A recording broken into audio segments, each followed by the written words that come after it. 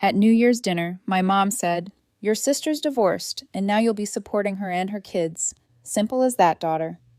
My dad nodded and said, "If you disagree, the door's right there." I said, "Perfect. I'm gone, and you can start paying your own mortgage. Simple as that. My name is Catherine. I'm 32. I work underground and come home wearing the mine the way some people wear cologne. Youngest of two, daughter who lifts, fixes, and doesn't complain. The one who learned to count by tallying overtime on the back of crumpled pass stubs.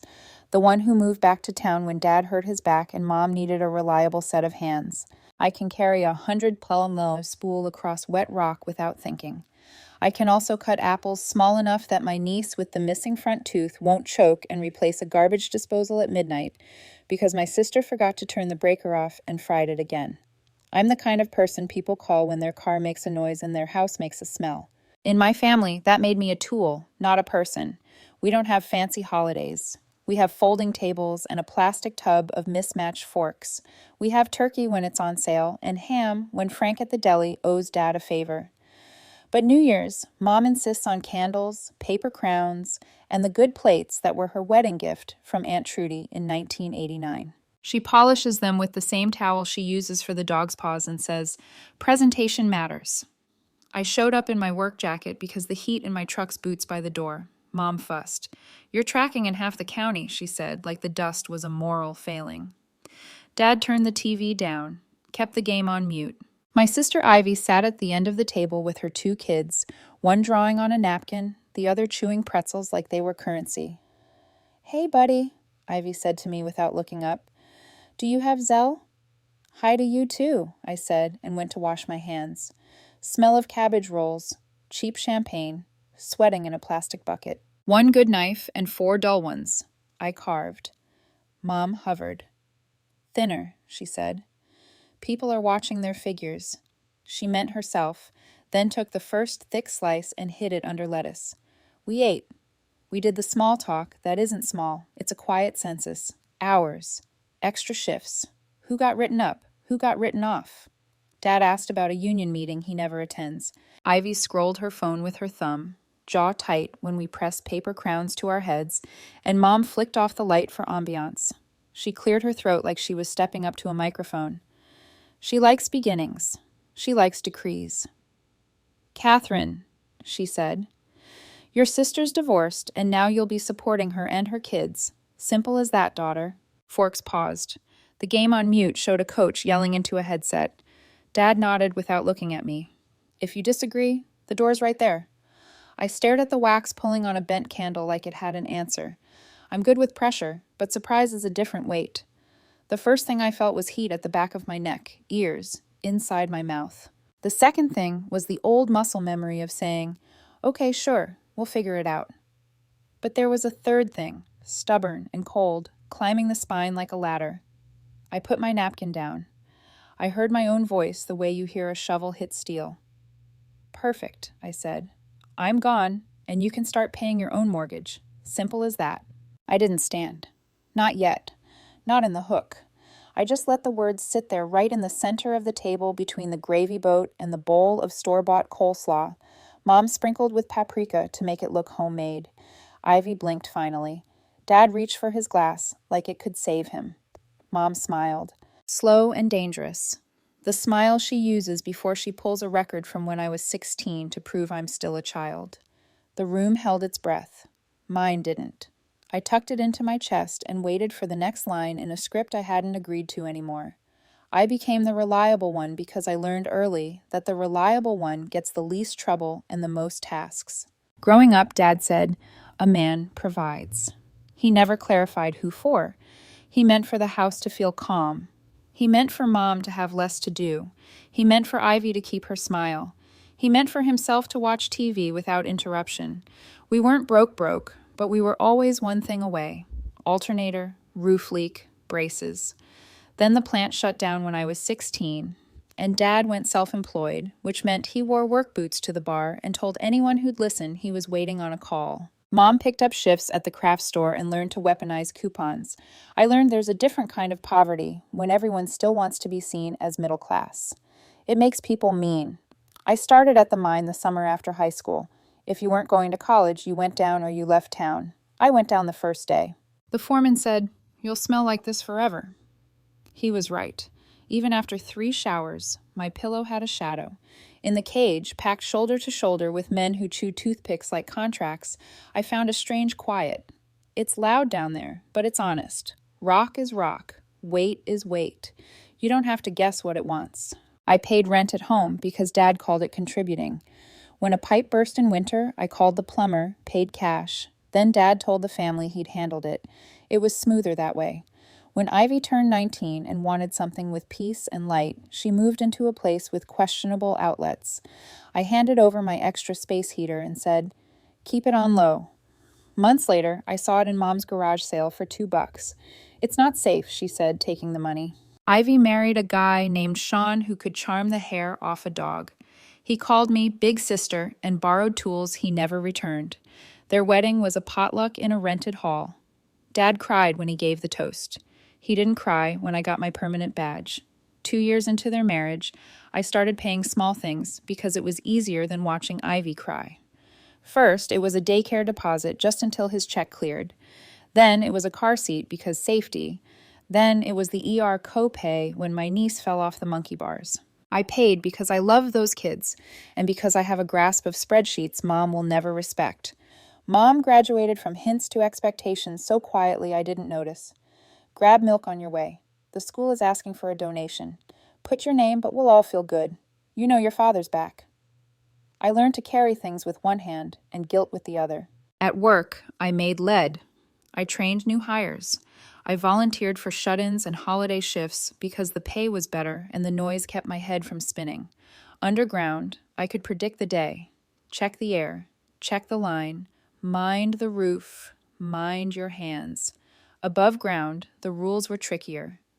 Don't show off. Don't out-earn your father. Don't embarrass your sister. Don't say no.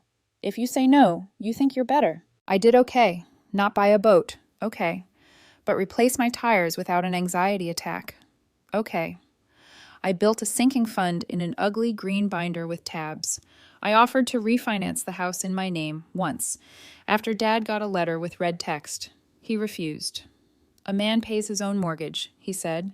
He said this with a check from his mother hidden in a cookbook. When Ivy's marriage cracked, it was like hearing a rock pop in the walls long before a roof fall. You feel it in your teeth. Sean took time to find himself, which meant a roommate and a scooter. He posted pictures of smoothies. Ivy posted memes about strong single moms and texted me, "Can you cover gas until Friday?" Friday multiplied. Mom's script shifted. "Catherine, family comes first. Your sister needs stability. The kids need routine. It's what Grandpa would have wanted." Grandpa left us his tools and his stories. He never left us the right to put a human being on direct debit. The family group chat turned into a ledger with emojis. If I paid, thumbs up. If I hesitated, silence.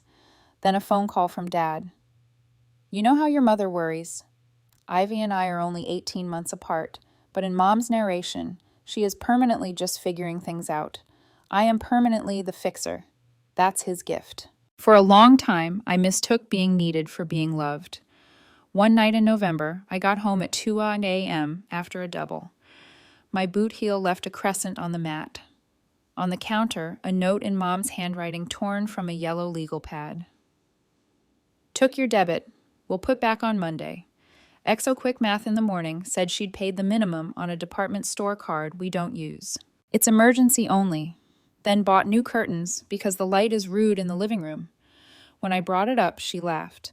You're so sensitive." December. I opened my mail over the sink because if you cry into dishwater, it doesn't count.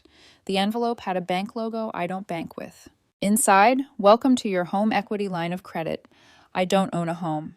Dad had added my name to an application package. I learned the phrase when I spent the entire lunch break on hold. "It's just to consolidate," Dad said later. Phone crooked between ear and shoulder while the game resumed. "Names don't mean much," he grinned. "You'll thank me when the rate dips." I didn't thank him. I froze like someone who hears a creak in the dark. Then December turned into New Year's, and Mom set the table like a magazine that's a little sticky. And I walked in with my boots still damp and hope still thin. Which brings us back to the candlelight, the paper crowns. Mom's mouth, finding a script she thought would be met with bowed heads. Your sister's divorced, and now you'll be supporting her and her kids. The thing about minds is you can feel when the pressure isn't safe. It's in the way the air moves and the small sounds that don't fit. You step back, you put in a prop. You don't pretend it's fine and keep walking. I had kept walking head down for years. That night, I finally heard the noise and stopped. Dad said, "If you disagree, the door's right there." The door had always been right there. I just hadn't wanted to see it. I didn't flip the table. I didn't shout. That's not my way. Underground. Panic is how people get hurt. You keep your voice low so others lower theirs. I said, "Let's be clear. Supporting my niece and nephew is my choice, not your decree. And while we're making declarations, call the bank in the morning. Tell them you forged my name. Tell them to remove it." Fork scrape. Glass sweat. Silence. Mom blinked like a cat in sunlight. Forged. Such a dramatic word. "It's family business, Catherine. It's fraud," I said. Dad's jaw went sideways. "Watch your tone." "No," I said. "Watch your paperwork." Ivy finally spoke, voice small but sharp. "Can you not do this right now? The kids are here. They're all ready." "Ivy," I said, keeping my voice soft for her. "I love them. That doesn't mean I'm your wallet." Her eyes filled, because of course they did. "What am I supposed to do? Sean's gone. My hours got cut. Mom said, I know what Mom said. I cut in. Mom says a lot. Mom also said she'd borrow my card and put it back Monday." Mom bristled. "I wrote you a note." "You wrote me a note," I agreed. Dad leaned back, played the part where he's the patriarch who has thought hard. "Here's what's going to happen," he said. "You'll deposit half your check into your mother's account each pay period. We'll distribute as needed. It keeps things simple. You minors don't track things anyway." I laughed. It surprised me. I have ledgers. You have vibes. Dad's face shifted. He was losing the room he thought he owned. He raised his voice. "If you walk out that door, don't come crawling back when you realize we were right." "Right about what?" I asked. "That I'm only valuable if I pay for the privilege to sit at this table." Mom's smile vanished. She bared her teeth. Not a snarl, just a warning. "You ungrateful girl. We raised you. We fed you. We fed me hamburger helper and told me to be thankful for a roof you didn't pay for alone." I said, "You raised me to be your backup plan." Her chair scraped. "Get out." "Gladly," I said. I stood. Then I did the one thing I'd rehearsed in my head for months and never had the nerve to do. I pulled out my phone, opened my bank app, and canceled the auto transfers I had set up for their utilities. Then I opened another app and turned off my card on Mom's digital wallet. Her eyes widened. She heard the notification ping on her phone across the table. A small sound, a practical one, like a valve closing. "What did you do?" she asked. "I stopped being your ATM," I said. "Simple as that." Dad pointed at the door. "You're making a big mistake." I nodded. "Probably, but it'll be my mistake." Ivy's voice broke. "Catherine, please. The rent." "Text me a lease," I said. "Directly from your landlord. I'll help you get to March, and then we're sitting down with a budget. You're getting a job with actual hours or training for one. I'll babysit for interviews. I won't fund Mom's curtains again." Mom slapped the table. The candle wobbled. "Do not talk to her like she's a child." "She's not," I said, looking at my sister. "That's the point." Dad grabbed the good plate with the cabbage rolls like it needed protecting after everything we've done, he said. "You think you're better than us because you crawl in holes for a living and come out with a little hazard pay." I smiled. It probably looked like a grimace. "I think I'm tired," I said. "And I think I'm done." I put on my boots. Slow, because speed is panic disguised. I zipped my jacket. I reached into my pocket and set a folded piece of paper by Dad's fork. He glanced down. It was a copy of the Helic paperwork with my forged signature circled in red and a handwritten note. "Police report drafted. We'll file tomorrow if not resolved." I wasn't bluffing. A friend at the mine had given me the language. People who work with dangerous equipment learn to document. Dad swallowed. Mom's eyes flicked, calculating. "That's a low blow," Dad said. "Call it a boundary," I said. I looked at the kids. "Hey, nerds," I said, softening. I put a Lego set in the truck. "We'll build it this weekend." One gave me a gap to grin. The other said, "We're not nerds, we're wolves." "Even better," I said. I opened the door. Cold air rushed in, clean and uncomplicated. Behind me, Mom hissed something about throwing family away. Dad said, "Don't bother coming back." Ivy said nothing. Her phone lit her face like a small blue moon. "Happy New Year," I said to the night. It felt like a beginning that didn't need confetti. I thought the silence would be the worst part. It wasn't. The worst part was how loud everything got. Notifications, unknown numbers. "Please call me. Call your mother." Cat. "Are you serious?" Then the long messages typed by someone who edits while they write. "You know, we've always supported you in our way, but you're being dramatic and making Ivy suffer when she's the victim here and your father is hurt, and we are older and need respect. And this is not what good daughters do." I read none of them out loud. I learned not to narrate my pain. At work, I told my supervisor I couldn't swap shifts with Ricky anymore to do school pickup. I told him I would still work doubles, just not the kind that left me in the parking lot at 11:58, with a booster seat in the back and a knot in my stomach. He nodded, typed something in the schedule software, then said, "You good?" I said, "Better than last week." Ivy texted me a picture of her lease. I sent the money for January. Then I sent a link to a budgeting template with categories that aren't cute: groceries, gas, kids' shoes, phone, car insurance, emergency fund, and one in capital letters, M. She texted LOL. I texted, not a joke. I offered to watch the kids while she took a class at the community college nights. The reply took 2 hours, maybe. Mom called my boss. I know because he summoned me to the office with the clock that always shows 2:17. He rubbed his forehead and said, "Your mother asked me to talk sense into you." I told her I managed schedules, not souls. I laughed, thanked him, and brought him a coffee the next shift. Dad didn't call. He sent a picture of a power bill with the caption, "Hope this makes you happy." I replied with a copy of the forged signature and the words, "Call the bank." The bank called him. He called me. "You really did it." I really did. What are you trying to do? Send me to jail? I'm trying to get my name off debt I didn't create. Silence, then. You think you're so clean. You think if you don't help, we'll figure it out. He laughed without humor. We will. We always do. Good, I said. Figure it out. Mom escalated. She showed up at my place with a cake and the weaponized sweetness she keeps in the pantry for special occasions. "You look thin," she said, glancing around.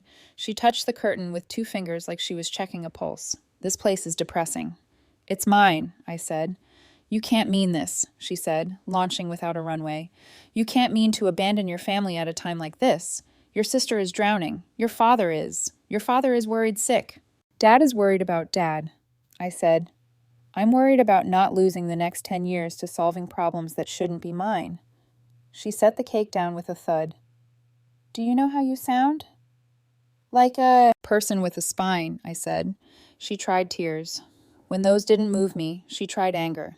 When that didn't land, she tried history. "We kept a roof over your head," she said, "and reminded me of it every day," I said. "Like rent with interest," she scoffed. "You always were dramatic." "Mom," I said, "you took my card. I left a note. You added my name to a loan. It's family business. It's crime." She grabbed the cake back and stormed out.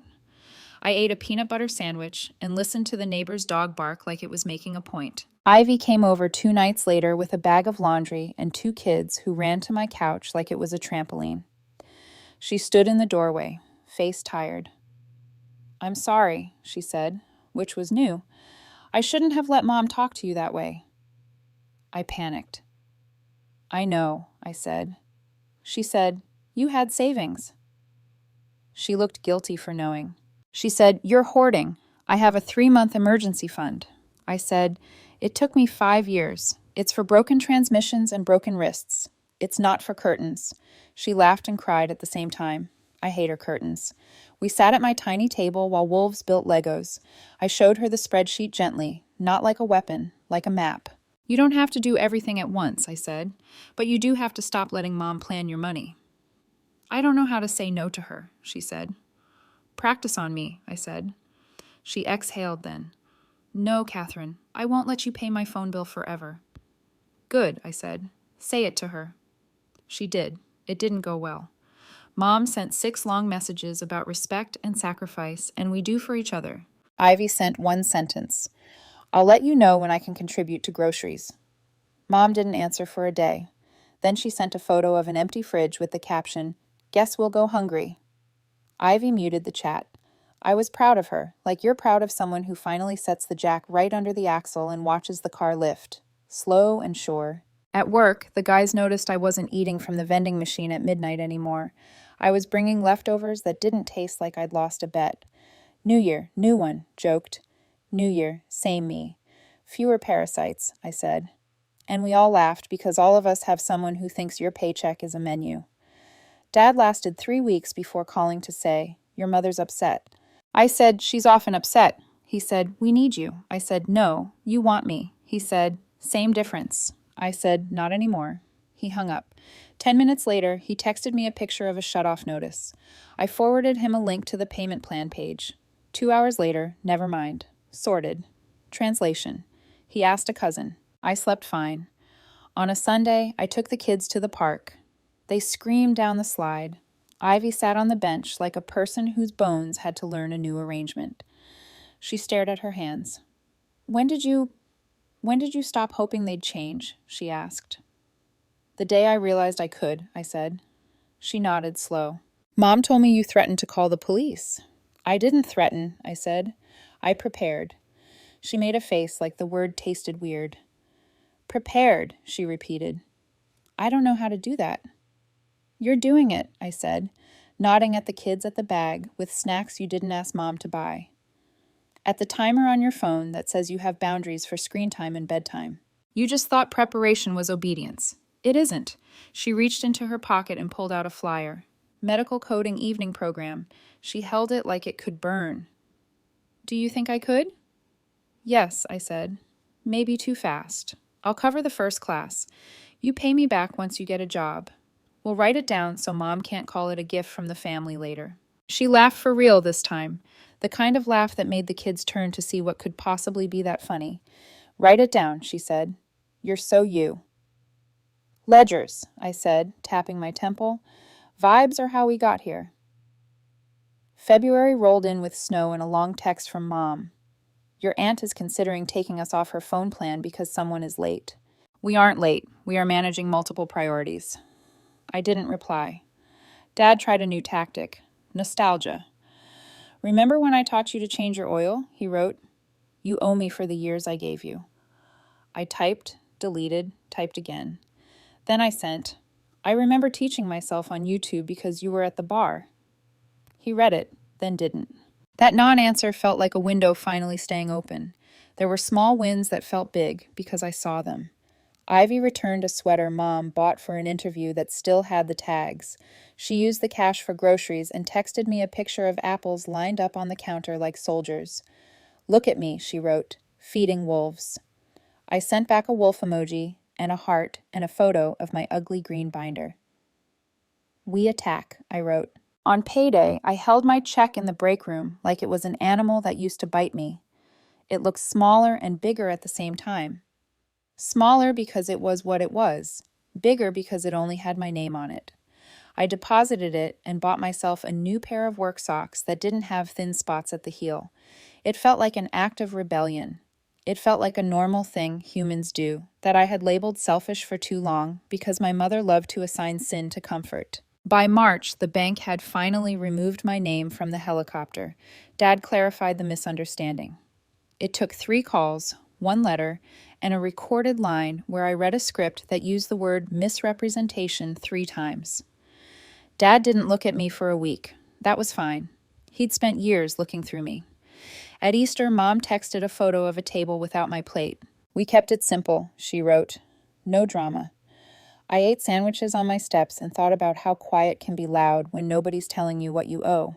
I didn't get a grand healing. I got a Tuesday alarm thermos. Mine sky scrubbed clean on my porch.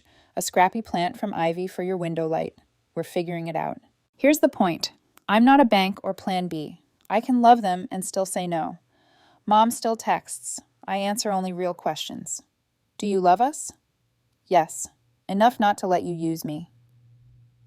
Dad pays his own mortgage now. Grumpy learning Excel. Good. Ivy passed her first module, 92%. We celebrated with a cheap movie and sleeping kids. I let the mess wait my mess. My rules. What changed? Not the me. Boundaries made my hands stop shaking. I keep the forged signature copy in my green binder as a fossil.